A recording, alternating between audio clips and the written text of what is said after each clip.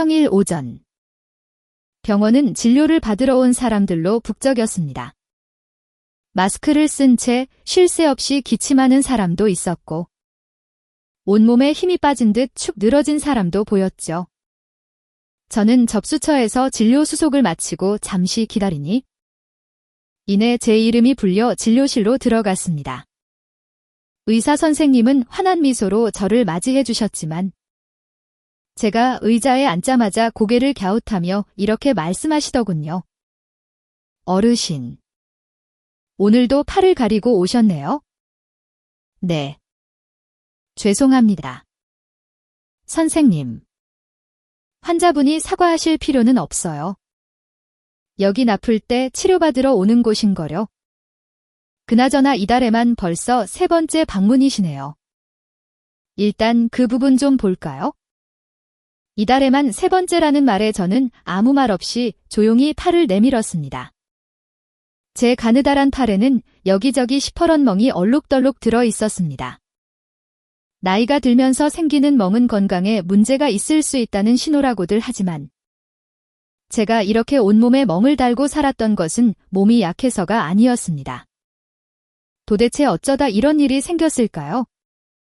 지금 의사 선생님께 이 수상한 멍을 보여드리고 있지만, 오늘은 몸에도 마음에도 푸른 멍을 안고 살아야 했던 한 어머니의 이야기를 해볼까 합니다. 과연 어떤 사연인지 바로 들려드릴게요. 저는 아주 오래전에 환갑을 넘긴 지극히 평범한 어머니입니다. 젊은 시절 남편을 먼저 떠나보내고 2 아들을 홀로 키우며 억척스럽게 살아왔습니다. 다행히 2 아들은 큰 문제 없이 무사히 성장했고, 각자 제 몫을 하며 좋은 인연을 만나 결혼도 했습니다. 자식들이 아픈 데 없이 건강하게 자라준 것도 모자라 번듯한 직장을 얻어 가정을 꾸리는 모습만큼 든든하고 행복한 일은 없었죠. 특히 저는 큰아들 부부에게 무척 고마워했습니다.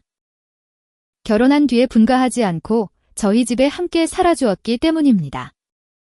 처음 큰아들 부부가 같이 살고 싶다고 했을 때, 저도 기쁘긴 했지만 한창 신혼을 즐겨야 할 아이들에게 제 존재가 불편하지 않을까 걱정되어 일단은 정중히 거절했습니다. 너희 마음은 알겠지만 나는 좀 부담스럽구나. 너희는 신혼이고 이 다음엔 아이도 낳아 키워야 할 텐데 내가 같이 있으면 여러모로 불편한 점이 많을 거야. 그러니 따로 나가서 살렴. 근처에 좋은 아파트도 많잖니. 도련님도 결혼해서 집을 나갔는데 저희까지 없으면 어머님이 얼마나 외로우시겠어요. 저는 어머님이 혼자 쓸쓸하게 계시는 모습을 보고 싶지 않아요. 지금은 제가 휴직 중이기도 하고 아직 부족한 점이 많으니 어머님 곁에서 이것저것 배우고 싶기도 하고요. 맞아요. 엄마. 제가 먼저 꺼낸 얘기도 아니고 아내가 먼저 그러더라고요. 엄마가 외로우실 것 같다고. 생각해보니 정말 그럴 수도 있겠다 싶어서 같이 살자고 하게 된 거예요. 그러니 걱정 마시고 함께 살아요. 저는 이 말을 듣고 솔직히 조금 놀랐습니다. 며느리들이 빨리 분가하고 싶어 해서 아들이 부모님과 같이 살자고 하면 다툼이 일어난다는 얘기는 종종 들었어도 며느리가 먼저 나서서 시어머니와 함께 살자고 하는 것은 처음 보는 광경이었기 때문입니다.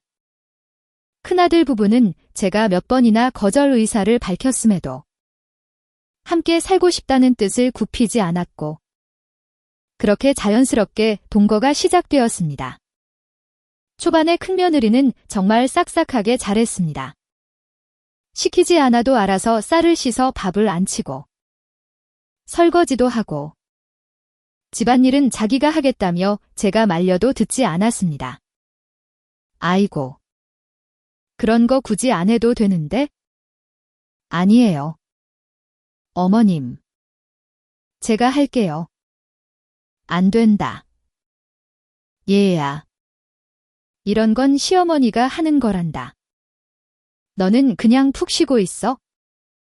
입으로는 안 해도 된다고 말하면서도 제가 하던 전동 큰아들 며느리가 너무나 사랑스러워 보였습니다. 그런 큰아들 부부를 보며 작은아들 부부는 제게 미안한 마음을 내비치곤 했습니다. 명절 같은 때 집에 오면 큰며느리가 분주하게 움직이는 모습을 보면서 작은아들이 이런 말을 하더군요. 엄마, 죄송해요. 형이랑 형수는 저렇게 엄마한테 잘하는데 저희는 얼굴도 자주 못 비춰서 어쩐지 죄송스러운 마음이 드네요. 아니다. 얘야. 그렇게 생각할 것 없다. 너희가 바쁜 건 나도 잘 알고 이렇게 명절에 얼굴 보여주는 것만으로도 충분히 고맙단다. 그래도 정말 죄송해요. 다음부터는 그런 말 하지 말 거라. 실제로 작은아들 부부는 해외 출장도 잦고 무척 바빴기에 연락할 시간조차 내기 어려울 때가 많았습니다. 바쁜 아들과 며느리에게 억지로 연락을 강요하는 것도 도리가 아니라고 생각했기에 저는 별말 없이 조용히 지켜볼 뿐이었습니다. 그런데 저의 행복은 동거를 시작한 지 석 달쯤 지났을 때부터 조금씩 금이 가기 시작했습니다. 휴직 중이던 큰며느리가 복직하여 회사에 나가기 시작하면서부터 날이 갈수록 표정이 어두워졌습니다. 그리고 퇴근하고 돌아오면 저녁도 먹지 않고 방에 틀어박히거나 사소한 말 한마디에도 극도로 예민하게 반응하기 시작했습니다. 어머님, 지금 저 너무 피곤하고 예민하니까 목소리 좀 낮춰주시겠어요? 소리가 너무 커서 머리가 띵하고 울려요. 어머, 그랬니? 내 목소리가 그렇게 큰 줄은 몰랐네. 조심할게. 처음에는 그저 오늘따라 기분이 안 좋은가 보다. 혹은 바빠서 일시적으로 스트레스를 받나 보다 하고 대수롭지 않게 여겼습니다. 하지만 큰며느리의 짜증은 날이 갈수록 심해졌고 걱정되는 마음이 앞서기 시작했습니다. 분명 바쁜 회사 생활에 스트레스가 많을 것이다. 휴직했다가 오랜만에 복직했으니 이렇게 예민하게 구는 것도 무리는 아닐지 모른다. 그렇게 생각했던 것입니다. 하지만 시간이 흐를수록 상황은 점점 심각해졌습니다. 일주일에 3번 이상은 꼭 술을 마시고 들어왔고 어느 날은 너무 걱정이 되어 퇴근한 큰아들을 붙잡고 물어보았습니다. 얘야, 내 아내 요즘 회사에서 무슨 일 있니? 술 마시는 횟수도 늘고 부쩍 예민해 보여서 걱정돼서 그런다. 혹시 힘든 일 있으면 편하게 털어놓으라고 하렴. 저한테라도 얘기하면 마음이 좀 풀릴 수도 있으니. 아니에요. 어머님. 별일 없어요. 그렇게 말하지 말고 편하게 얘기해보렴. 아무 일도 없다고 했잖아요. 왜 자꾸 귀찮게 물으세요? 아내 지금 무척 피곤해해요. 저는 방에 들어가서 쉴 테니 그만 가볼게요. 순수하게 걱정해서 물었던 말이었지만 돌아온 것은 차가운 대답뿐이었습니다. 솔직히 무척 서운했습니다. 사람으로서 며느리가 갑자기 저런 태도를 보이면 신경 쓰는 것이 당연하지 않을까요? 그런데 신경도 쓰지 말고 무슨 일이냐고 묻지도 말아달라고 하니 선을 긋는 것 같아 씁쓸했습니다. 큰며느리는 그날을 기점으로 점점 더 이상한 언행을 보이기 시작했습니다. 어느 날은 같이 식사하는데 젓가락으로 반찬을 뒤적이며 제게 이런 말을 했습니다. 어머님, 이 반찬 만드실 때 간 보셨어요? 물론 봤지? 왜 그러니? 아니요. 평소보다 훨씬 짜게 느껴져서요. 여보, 당신은 어때? 내 혀가 이상해졌나? 아니, 나도 아까부터 좀 짜다고 생각했는데. 어머님, 이거 간이 좀 이상한데요? 그 말을 듣는 순간 얼굴이 화끈 달아오르는 것을 느꼈습니다. 항상 큰아들 부부 입맛에 맞추려고 신경 써서 간을 했는데 갑자기 짜다고 하니 어쩐지 창피한 마음이 들었던 것입니다. 더 놀라웠던 것은 그 후에 큰아들이 농담처럼 던진 한마디였습니다. 나이 들면 짠 걸 먹어도 짜게 못 느끼고 단 걸 먹어도 달게 못 느낀대요. 엄마. 그러다 나중엔 반찬에 설탕 넣는 거 아니에요? 여보도 참. 그런 무서운 농담 하지 마요. 어머님이 설마 그러시겠어요? 이번에 어쩌다 실수하신 것 같은데? 그건 너무 심했다. 그런가? 미안. 농담이야. 엄마도 알지? 아무 일 없다는 듯 농담이라며 웃으며 말하는 큰아들의 모습을 보니 맥이 탁 풀리는 기분이었습니다. 그리고 식사가 끝난 후 큰며느리가 조용히 다가와 제 귓가에 이렇게 속삭였습니다. 어머님, 간은 좀 제대로 맞춰주세요. 만약 정말로 미각이 둔해지신 거라면 차라리 직접 만들지 마시고 반찬 가게에서 사다 드시는 게 낫겠어요. 입맛 버릴 것 같아서 정말 못 참겠어요. 그렇게 말을 남기고 가는 그녀의 뒷모습을 보았을 때 저도 모르게 온몸에 소름이 돋았습니다. 제 귀를 의심할 정도였습니다. 그렇게 큰며느리는 점점 다른 사람처럼 변해갔습니다. 큰아들 앞에서는 철저하게 제게 다정한 척, 저를 위하는 좋은 며느리인 척 행동했기에 그녀의 태도가 나아질 리 만무했습니다. 그러던 어느 날 큰며느리가 만취 상태로 귀가한 적이 있었습니다. 몸을 제대로 가누지 못할 정도로 비틀거리며 현관문을 쾅 닫는 소리에 놀란 저는 급히 현관으로 달려갔습니다. 얘야, 이게 무슨 일이니? 이렇게 술에 취해서 몸도 비틀거리잖니. 괜찮은 거야? 향수 냄새와 술 냄새가 뒤섞여 머리가 아플 지경이었습니다. 게다가 가정도 있고 시어머니와 함께 살면서 밤늦게까지 흥청망청 놀다 들어오는 것은 도저히 그냥 넘어갈 수 없다는 생각에 저는 큰며느리의 팔을 붙잡아 억지로 소파에 앉혔습니다. 그러자 잡힌 팔이 아팠는지 며느리는 큰 소리를 지르며 저를 몰아세웠습니다. 아, 어머님. 아프잖아요. 왜 이렇게 세게 잡으세요? 좀 곱게 말로 하시지. 말로. 얘야. 내가 지금까지 얼마나 참았는지 너는 생각해 본 적 없니? 이건 좀 아니라고 생각하지 않니? 툭하면 술 마시고 들어오고 무슨 일 있냐고 물어도 아무 일 없다고만 하고 그렇게 제멋대로 굴 거면 차라리 아들이랑 같이 나가서 살아라. 나도 더는 스트레스 받고 싶지 않다. 저희가 왜 나가야 하는데요? 제가 뭘 그렇게 잘못했어요. 요즘 회사 일 때문에 스트레스가 쌓여서 좀 마신 것뿐이에요.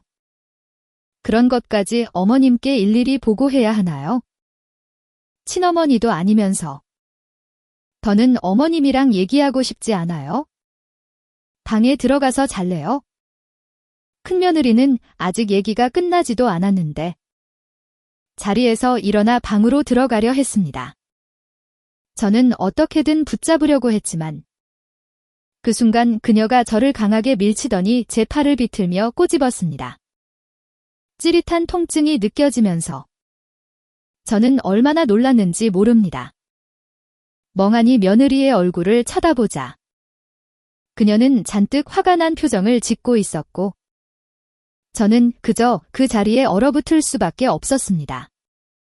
제가 아무 말도 못하고 있자 큰며느리는 한참 저를 쏘아보다가 방으로 들어가 버렸습니다. 도대체 무슨 말을 해야 할지 아무 생각도 나지 않았습니다. 그날 밤은 마음이 혼란스러워 좀처럼 잠들지 못했는데 문득 잠옷을 걷어 꼬집힌 부분을 확인해 보니 얼마나 세게 꼬집혔는지 시퍼런 멍이 들어 있었습니다. 그 멍을 보는 순간 눈물이 걷잡을 수 없이 흘러나왔습니다. 내가 뭘 잘못해서 이런 일을 당한 걸까? 나는 그저 걱정돼서 혹시나 힘이 될 수 있을까 싶어 말을 걸었을 뿐인데 그런 생각들이 머릿속을 떠나지 않았습니다. 이제 이게 단순한 고부 갈등으로 끝날 일이 아니라는 것을 깨닫자 더욱 괴로워졌지만 누구에게 어떻게 도움을 청해야 할지 몰라 그저 마음만 가라앉을 뿐이었습니다. 그날의 사건 이후로 얼마 지나지 않아 저는 큰아들에게 용기를 내어 그동안 있었던 일들을 털어놓기로 했습니다. 큰아들은 저와 며느리가 어떤 관계인지 혹은 그 이면에서 무슨 일이 벌어지고 있는지 전혀 모르는 듯했기에 이제는 그에게도 알릴 필요가 있다고 생각했습니다. 그날 밤 야근으로 늦게 돌아온 큰아들을 거실로 불러 조심스럽게 말문을 열었습니다. 얘야, 잠깐 할 얘기가 있단다. 오늘 야근해서 너무 피곤한데 중요한 얘기 아니면 내일 하면 안 될까? 아주 중요한 얘기야. 앉아보렴. 큰아들은 머리를 헝클이며 한숨을 쉬고는 제 옆에 앉았습니다. 저는 그에게 시퍼렇게 멍든 팔을 보여주며 조용히 이야기를 시작했습니다. 이거 어디서 생긴 멍 같니? 어디 부딪히셨어요? 조심 좀 하시지. 내가 어디 부딪힌 정도였다면 굳이 너한테 보여주지도 않았을 거다. 이건 내 아내가 내 팔을 있는 힘껏 비틀어 꼬집어서 생긴 멍이란다. 아, 말하는 것만으로도 가슴이 답답해졌습니다. 솔직히 이 멍을 보여주면 아들이 제 편을 들어 화를 내줄 거라고 기대했습니다. 제가 온몸을 바쳐 낳은 아들이니까요. 그런데 뜻밖에도 큰아들은 차갑게 내뱉었습니다.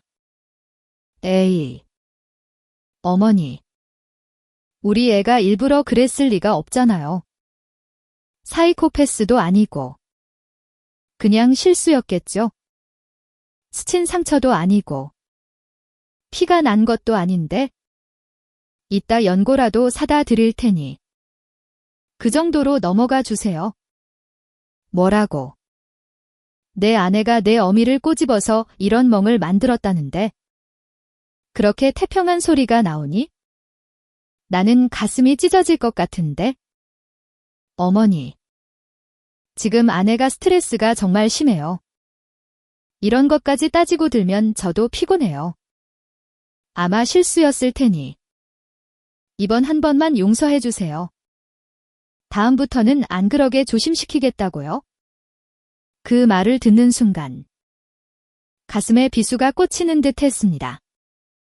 제 이야기를 별일 아니라는 듯 넘겨버리고 오히려 며느리를 감싸는 듯한 아들의 모습에 깊은 절망감에 휩싸였습니다. 다시 한번 말해야겠다 싶어 목소리를 쥐어짰습니다. 아니야. 이건 실수가 아니야? 누가 부주의로 이렇게 큰 멍이 들도록 남의 살을 꼬집니? 이건 정말 심각한 문제라고. 하지만 큰아들은 대답 없이 고개를 돌리며 말했습니다. 아, 어머니. 저도 회사 일로 바빠요. 이런 일로 일일이 저 좀 피곤하게 하지 마세요.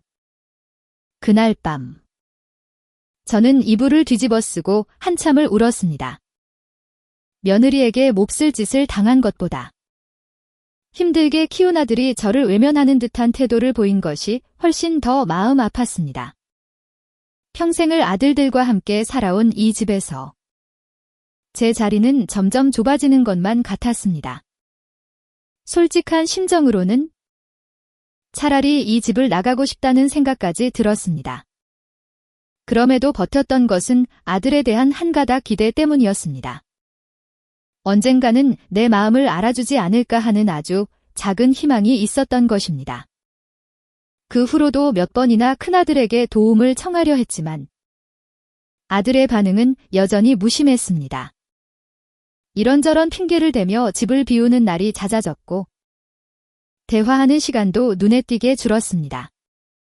한편 큰며느리는 제가 큰아들에게 자신의 언행을 이야기한 것을 알게 되자 더욱 저를 괴롭히기 시작했습니다. 큰아들이 아침 일찍 출근하면 일부러 늦장을 부리며 일어나 제게 아침 식사를 차리게 하고 막상 차려놓은 아침상 앞에서는 밥을 뒤적이며 불평을 늘어놓았습니다. 어머님, 반찬이 왜 이렇게 부실해요? 편의점 도시락이 차라리 낫겠네요. 이런 거 먹고 출근하라는 거예요. 저는 그냥 안 먹을래요. 편의점에서 사 먹을게요. 고기 반찬도 하나 없고. 이게 대체 뭐예요? 하루 이틀이 아니라 거의 매일같이 그런 말을 듣다 보니 저는 음식을 만드는 손이 떨리기 시작했습니다. 고기 반찬을 해줘도 이리저리 트집을 잡던 큰며느리는 어느 날부터 제게 아침을 차려달라는 말을 하지 않게 되었습니다. 편의점에서 사 먹는 게 훨씬 낫다는 이유였습니다. 그리고 어느 주말 제가 방을 청소하고 있는데 큰며느리가 다가와 큰 소리로 윽박질렀습니다. 어머님, 소파 밑이랑 주방 식탁 밑에 먼지가 그대로 있잖아요. 정말 청소하신 거 맞아요. 저는 눈이 좋아서 공중에 떠다니는 먼지까지 다 보이거든요. 대충 하지 마시고 구석구석 깨끗하게 좀 치워주세요. 먼지가 이렇게 많으면 다 마시게 되잖아요.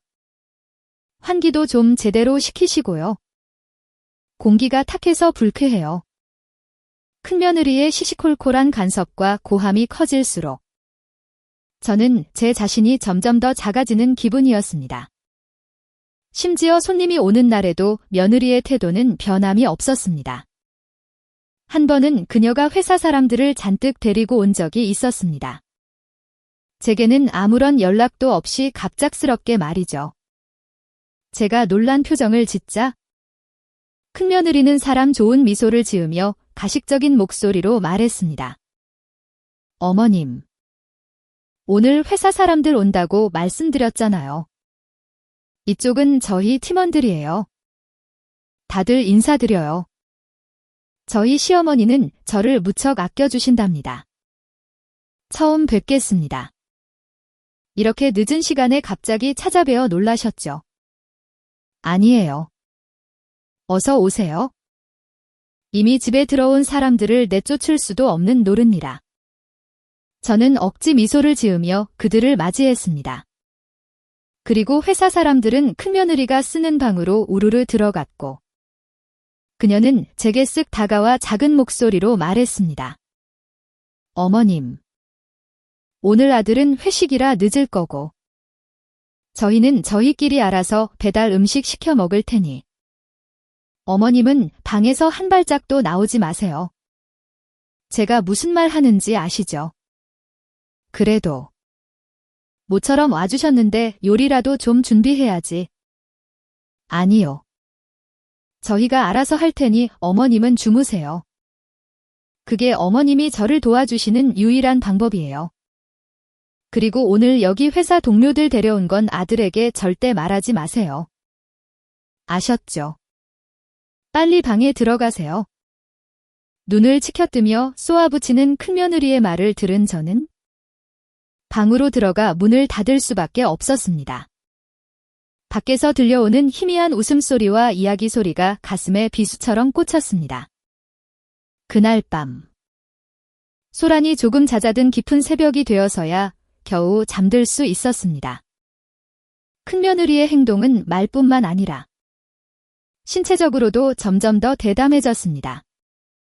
어느 날 설거지를 하다가 부주의로 컵을 깨뜨려 그 조각을 치우려다 손가락을 베었는데 그걸 본 며느리는 아무렇지 않다는 듯 이렇게 말했습니다. 아, 정말 조심 좀 하시지 그러셨어요. 어머님, 이거 저희 방에 있던 접시인데 모르고 그냥 두셨더라고요. 이것도 마저 설거지 좀 해주세요. 그렇게 말하며 며느리는 일부러 접시를 바닥에 떨어뜨렸습니다. 그건 제가 무척 아끼던 접시였는데 요란한 소리를 내며 산산조각이 나버렸습니다. 너 지금 뭐 하는 거니? 설거지를 부탁할 거면 싱크대에 놓거나 식탁에 두는 방법도 있잖니? 왜 일부러 바닥에 떨어뜨리는 거야? 어머. 손이 미끄러졌어요. 일부러 깨는 사람이 어디 있겠어요? 아. 저를 그렇게 나쁜 사람으로 보시는군요. 어쨌든 깨진 조각이 있으면 위험하니 깨끗하게 치워주세요. 발에 박히면 큰일 나니까요. 눈 하나 깜짝하지 않고 태연하게 자신은 일부러 그런 것이 아니라고 주장하며 저에게는 깨끗하게 치우라고 지시하는 그녀를 보니 정말 할 말이 없었습니다. 저와 단둘이 있을 때는 철저히 저를 무시하고 함부로 대하면서 큰아들 앞에서는 전혀 다른 사람처럼 행동하는 것입니다. 갑자기 안마를 해주겠다며 제 어깨를 주무르거나 제가 하려던 설거지를 자기가 하겠다며 나서는 등 그런 며느리의 모습을 보며 큰아들은 웃으며 제게 말했습니다. 엄마는 좋은 며느리 얻었네. 봐봐. 엄마한테 나쁜 짓 할 애가 아니잖아. 아. 어머님을 아끼는 마음에 제가 자진해서 하는 거예요? 요즘 정말 행복하다고 느껴요. 어머님처럼 멋진 분은 어디에도 없을 거고 앞으로 더 잘해드리고 싶어요. 그 두 사람만 즐겁게 웃는 모습을 보며 저는 아무 말도 하지 못하고 그저 침묵했습니다. 그리고 저는 마침내 결심했습니다. 며느리의 이중적인 모습을 전부 밝히기로 했습니다. 이대로 가다가는 제가 정신적으로 무너질 것 같았고 큰아들도 언제까지나 며느리의 진짜 모습을 모른 채 사는 것은 좋지 않다고 생각했습니다. 그렇게 결심한 다음 날 저는 자주 가던 노인정에 들러 친하게 지내던 친구에게 모든 것을 털어놓았습니다. 처음부터 끝까지 제 이야기를 진지하게 들어준 친구는 깊은 한숨을 내쉬며 말했습니다. 자네, 왜 그렇게 참고만 있었나? 한 번 소리라도 지르고 뒤집어 엎었어야지. 젊은 사람들이 다 그런 건 아니지만 못되게 구는 애들도 있기 마련이야. 정말 안타깝네. 영숙 씨. 어찌해야 할지 모르겠더라고. 원래 저런 애가 아니었는데. 원래 그런 애가 아니었다니. 그게 본성인 거야? 처음에는 가면을 쓰고 있다가 시간이 지나면 본색을 드러내는 사람이 꼭 있어. 내가 아는 좋은 방법이 있는데 한번 해볼래. 기가 막힌다는 듯 말한 그녀는 자신이 자주 쓰는 방법이라며 카메라로 며느리의 실체를 촬영하라고 제안했습니다. 눈에 띄지 않는 곳에 소형 카메라를 설치해서 며느리가 제게 어떤 태도를 보이는지 기록하라는 것이었죠. 저는 그 말을 듣고 머리를 한 대 맞은 듯한 충격을 받았습니다. 왜 진작 그 방법을 생각하지 못했을까 하고요. 그리고 곧바로 인터넷 쇼핑몰에서 소형 카메라를 구입해 큰아들 부부가 출근한 틈을 타 눈에 띄지 않는 곳에 설치했습니다. 이틀 정도 그대로 녹화를 계속하며 며느리가 제게 어떤 언행을 하는지를 있는 그대로 촬영했습니다. 그리고 그 영상을 큰아들에게 보여주었습니다. 얘야, 이거 보이니? 이건 이틀 동안 내가 계속 녹화한 영상이야. 나를 밀치고 막말하는 모습이 전부 찍혔어. 이게 내 아내의 진짜 모습이다. 너한테는 항상 어머님께 잘하겠다고 말하지만 그건 다 거짓이고 이 영상에서처럼 나를 못살게 굴었단다. 나는 그걸 계속 참고 있었어. 어떻게 생각하는지 말해봐. 큰아들은 영상을 본 후 한동안 아무 말도 하지 않았습니다. 상당히 충격을 받은 모습이었습니다. 저조차도 믿기 힘든 광경이었으니 당연하다고 생각했습니다. 이토록 잔인한 실체를 눈앞에서 목격했으니 동요하는 것도 무리는 아니겠죠. 그런데 잠시 후 큰아들의 입에서 나온 말은 제게 또 다른 충격을 안겨주었습니다. 네. 분명히 봤어요.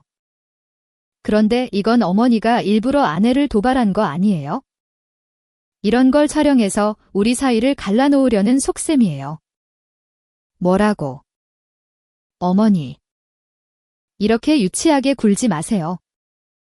솔직히. 저 지긋지긋해요.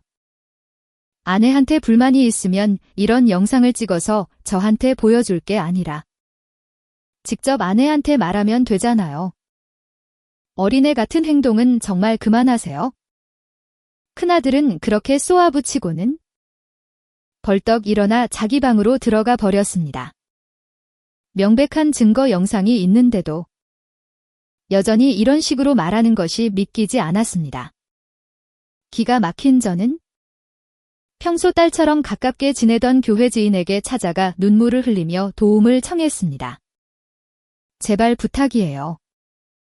더는 못 참겠어요. 아들도 그렇고 며느리도 그렇고 숨이 막힐 정도로 힘들어요. 제발 저 좀 도와주세요. 저의 간절한 호소에 그 지인은 눈시울을 붉히며 제 손을 꼭 잡아주었습니다. 얘기 들었어요. 며느리한테 심하게 당하고 계신다고. 이제 괜찮아요.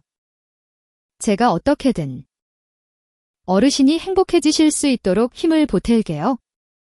그 따뜻한 한마디가 가슴에 와닿아 큰 힘이 되었습니다. 사실은 이 말을 큰아들에게 듣고 싶었는데 말이죠.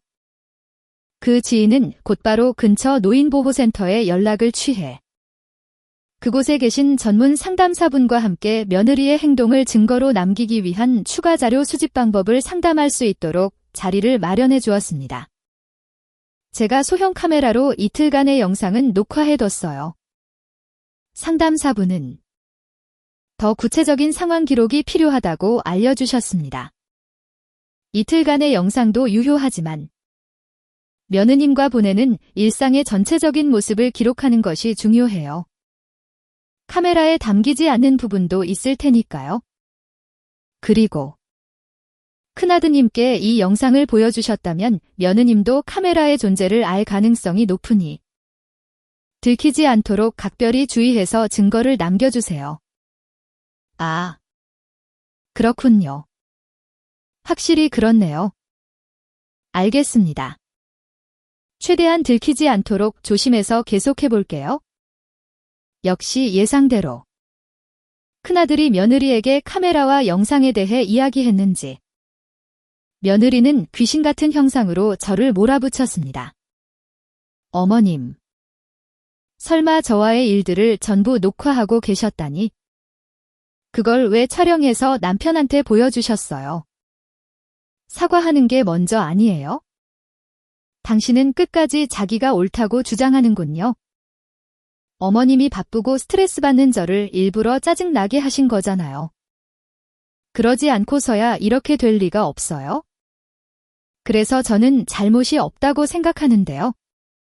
며느리는 그런 말을 하며 마치 제가 원인 제공자인 것처럼 행동했습니다.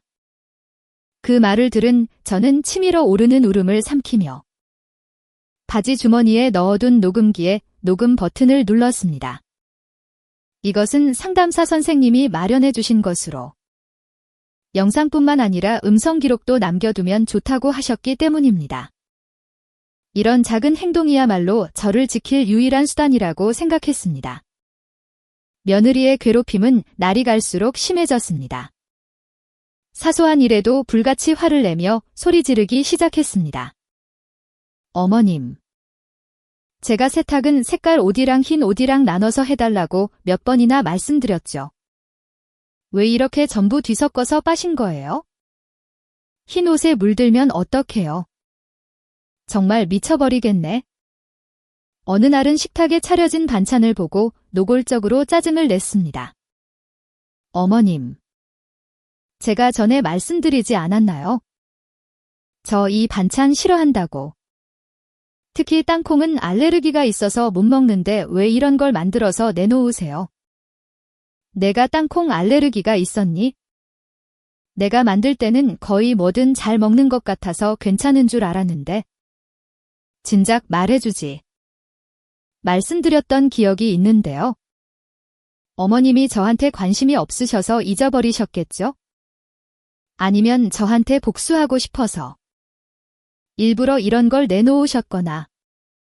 이런 실랑이가 일상처럼 이어졌고 며느리는 감정을 전혀 숨기지 않게 되었습니다.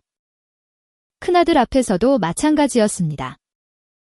며느리의 날카로운 목소리가 집안에 울려 퍼질 때마다 저는 가슴이 찢어지는 듯 했습니다. 그럼에도 저는 증거를 모아야 한다는 생각으로 버티며 며느리의 말과 행동을 하나부터 10까지 기록해 나갔습니다. 그것을 기록해야만 하는 현실이 너무나 허무하게 느껴졌지만 그렇게라도 하지 않으면 저 자신을 지킬 수 없는 상황이었습니다. 그러던 어느 날 저는 그동안 모은 영상을 전부 정리해서 아무것도 모르는 작은아들에게 털어놓기로 했습니다. 지금까지 큰아들에게만 의지했던 제 자신이 틀렸다는 것을 깨달았기 때문입니다. 작은아들이 바쁜 것은 알았지만 그래도 할 말은 해야겠다고 생각하여 오랜만에 작은아들에게 연락을 했습니다. 그리고 집 근처 찻집에서 저녁에 만나기로 약속했습니다.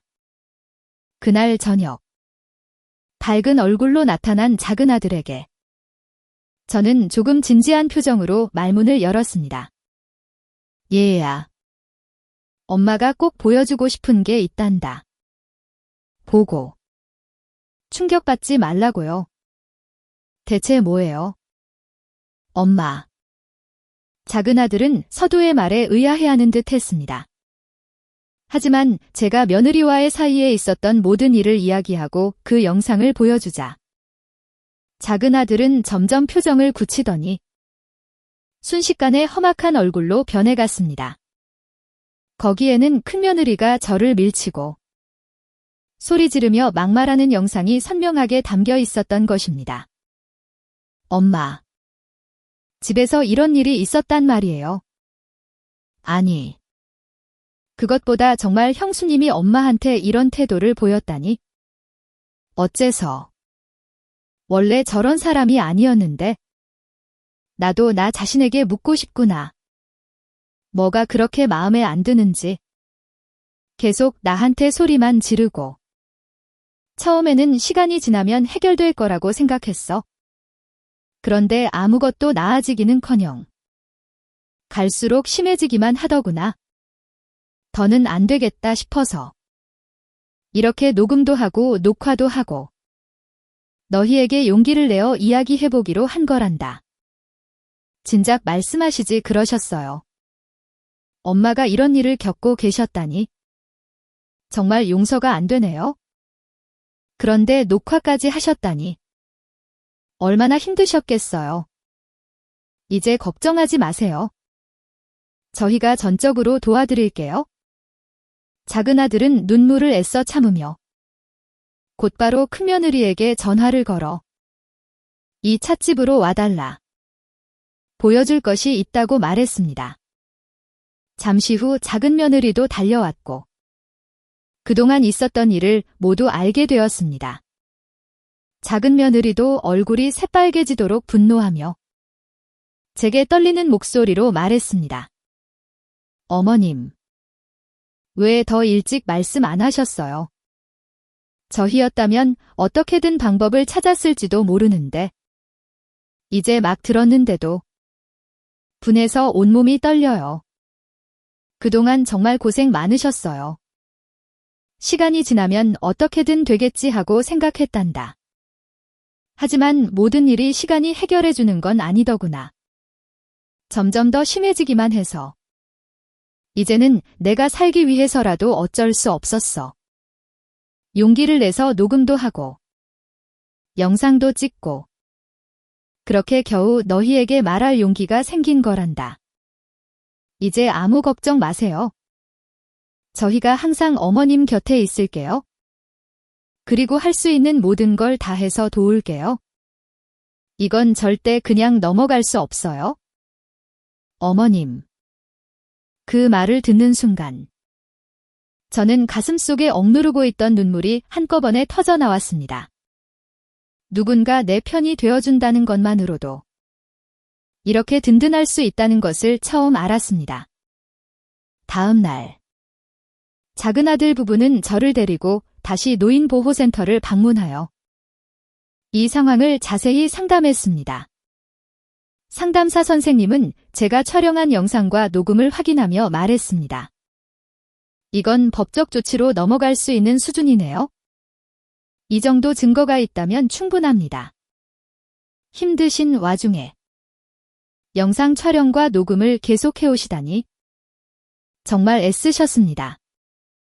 애쓰셨다는 말을 들었을 때 마치 꽁꽁 얼었던 마음이 녹아내리는 기분이었습니다. 작은 아들 부부는 큰아들 부부를 경찰에 신고했고 센터의 도움을 받아 모든 증거를 제출했습니다. 경찰도 사안을 심각하게 받아들이고 즉시 조사에 착수했습니다. 그날 저녁 작은 아들 부부와 경찰관들이 저희 집을 찾아와 조사가 필요하다며 큰아들 부부에게 말을 걸자 그 자리에 있던 큰아들과 며느리는 큰 소리로 외쳤습니다. 갑자기 무슨 조사야? 함부로 남의 집에 들어와도 되는 거냐고. 법적으로 문제없는 거야? 피해자분께서 신고를 하셨기 때문에 저희가 집을 수색하거나 하는 것은 아닙니다. 다만 이야기를 들어볼 필요가 있어서 온 것뿐입니다. 그러니까 그 피해자라는 게 누군데 무슨 이유로 이런 짓을 당해야 하는 거냐고.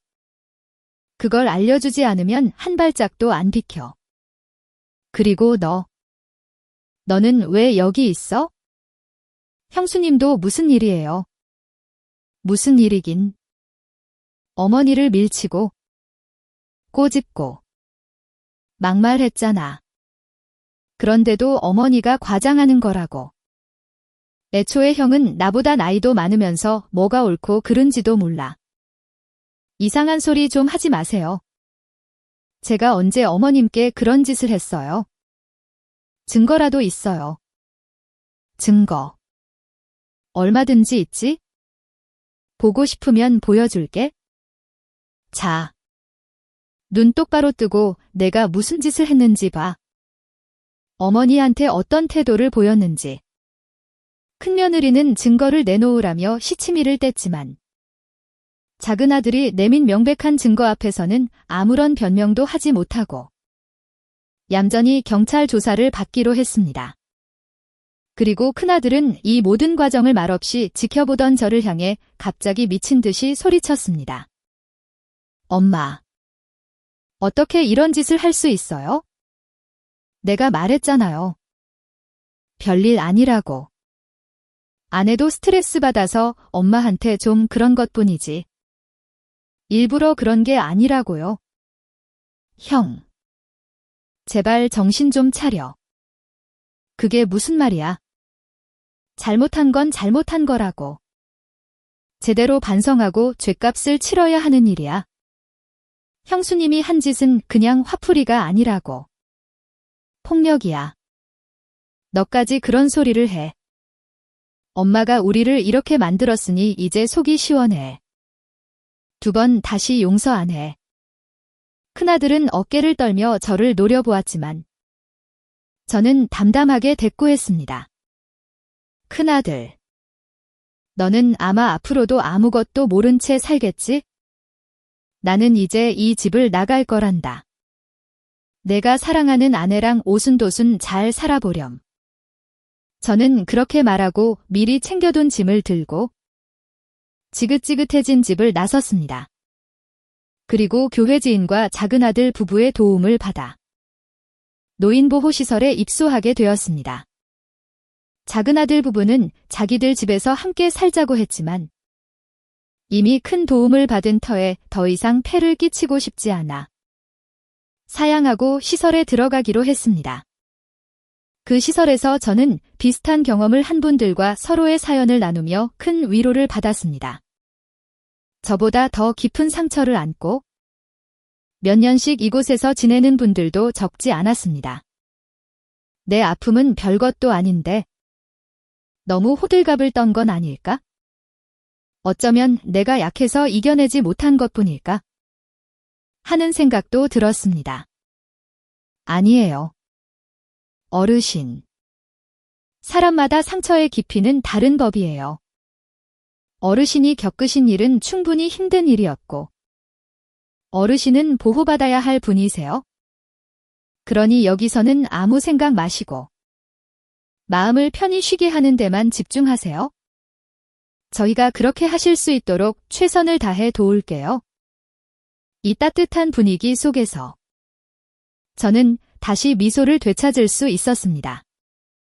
이곳에서 지내는 동안 다양한 프로그램에 참여하며 제 삶을 돌아볼 계기를 얻었습니다.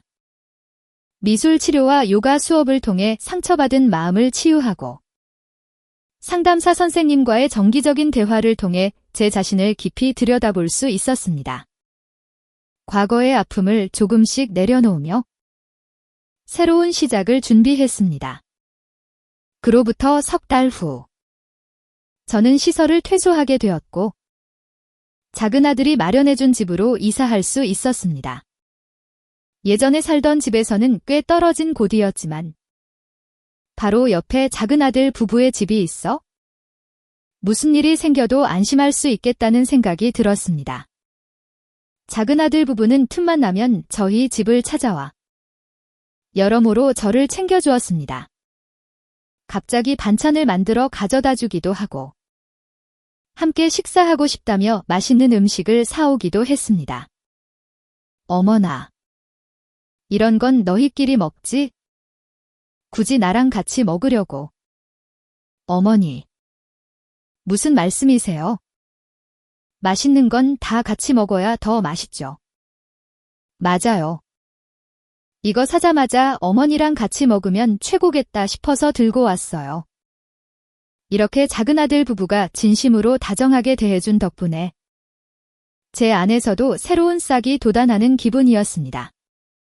이게 바로 사람 사는 거구나. 그동안 내가 얼마나 억눌려 살았는지 새삼 느끼게 되었습니다. 그러던 어느 날, 누군가 저희 집 현관 초인종을 눌렀습니다. 이사 온 후로는 손님이 올 일이 거의 없었기에 인터폰에도 응답하지 않고 무시하려 했지만 그럼에도 끈질기게 초인종을 누르고 문을 두드리는 통에 누구냐고 물어도 대답이 없었습니다.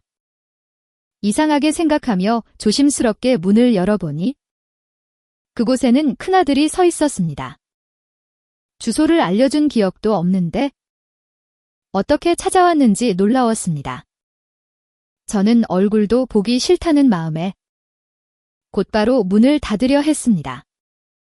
그때 큰아들이 털썩 무릎을 꿇고 큰 소리로 울기 시작했습니다.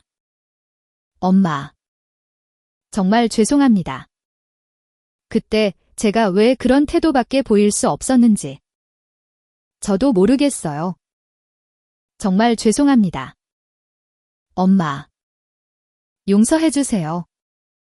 저는 깊은 한숨을 내쉬고 큰아들을 일으켜 안으로 들여 거실로 안내했습니다. 아무리 보고 싶지 않은 아들이라도 현관문 앞에서 울며 무너지는 모습은 참아볼 수 없었습니다. 집으로 들어온 큰아들은 다시 제 앞에서 무릎을 꿇고 고개를 숙인 채 떨리는 목소리로 말했습니다. 엄마, 솔직히 말씀드릴게요. 저는 애써 외면하고 있었어요. 엄마가 예민하시다고. 아내 편을 들었던 것도 전부 제 잘못이에요. 제가 못난 아들이라서. 정말 죄송합니다. 제발 용서해주세요. 사과하려면 그때 했어야지. 나는 적어도 너한테 말하면 믿어줄 거라고 생각했는데 너는 전혀 귀 기울여주기는커녕 나를 탓하는 말만 했잖니. 저는 담담하게 말한다고 했지만 가슴속에서는 여전히 서운함이 밀려왔습니다.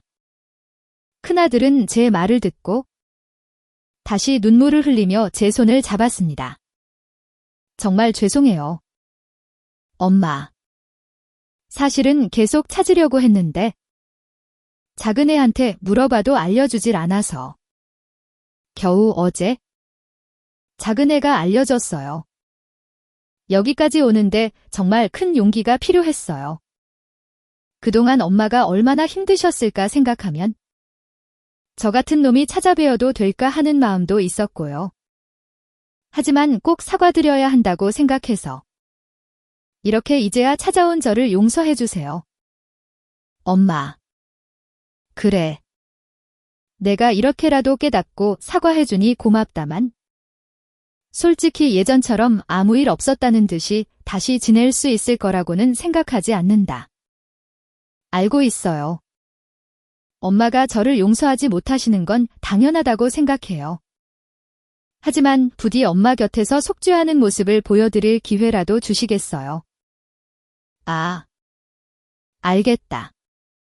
내가 앞으로 어떻게 행동하는지 똑똑히 지켜보마. 하지만 이제 나는 너를 맹목적으로 믿거나 너에게 모든 것을 의지할 생각은 없다. 그건 알아주렴. 그나저나 며느리는 잘 지내니? 경찰서에 간 이후로 한 번도 못 봤고 연락도 안 했단다. 네. 그날 경찰 조사를 받고 둘이서 많은 대화를 나눴어요. 무엇이 문제였는지, 왜 그렇게 되었는지 저도 무관심했고 아내 자신도 잘못했다고 반성하고 있어요. 지금은 정신과랑 상담센터에 다니면서 노력하고 있어요. 이제라도 깨닫고 제대로 고치려고 한다니 다행이구나. 너도 아내를 잘 챙겨주렴. 내 아버지가 사고로 갑자기 떠났을 때 절실히 느낀 건데 역시 남편이나 아내의 존재는 무엇과도 바꿀 수 없는 힘이 되더구나. 너희는 정말 큰 잘못을 했으니 평생토록 깊이 반성하며 살 거라. 네. 엄마. 가슴에 새기겠습니다. 정말 감사합니다. 이렇게 용서해 주시는 것만으로도 감사할 따름입니다.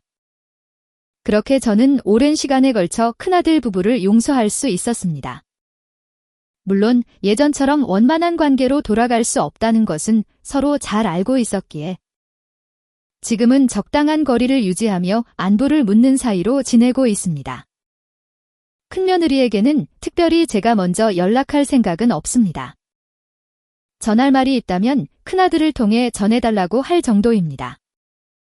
그리고 지금의 저는 한때 잠시 머물렀던 노인보호센터에서 봉사활동을 하며 과거에 저처럼 고통받았던 분들의 마음의 상처가 조금이라도 아물 수 있도록 돕고 있습니다. 솔직히 말하면 이제 괜찮다고는 하지만 당시의 상처가 완전히 사라진 것은 아닙니다. 그럼에도 봉사활동을 통해 힘들었던 기억이 조금씩 치유되고 있음을 느낍니다. 그곳에서 만난 많은 분들의 이야기를 들으며 제가 얼마나 힘든 문제를 이겨냈는지 다시금 깨닫게 되었습니다.